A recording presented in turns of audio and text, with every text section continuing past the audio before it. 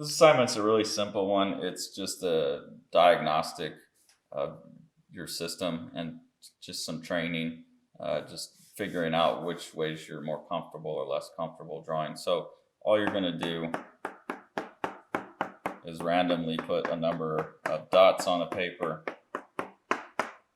and then you're just going to connect all the dots. When you're connecting the dots, try and draw in different directions. So you'll see here, I'm drawing to the left. Here I'm drawing up and to the right, down to the left, over to the right, straight up and down, side to side, left to right, right to left, side to side.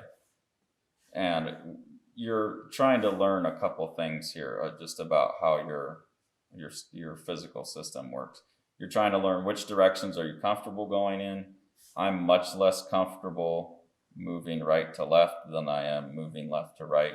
You'll see I get a straighter, more confident line if I'm moving that way than if I'm moving this way.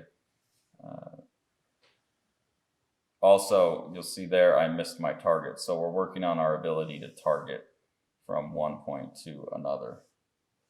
And you'll see that there's certain directions that my targeting is going to be better in, and there's other directions that my targeting is going to be worse in. So that's pretty much all this is.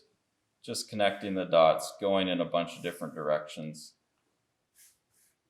finding out where you're comfortable, where you're not comfortable. The more directions you can get comfortable drawing in, then the less you're going to have to turn your paper as we're doing shading and stuff later on in the class.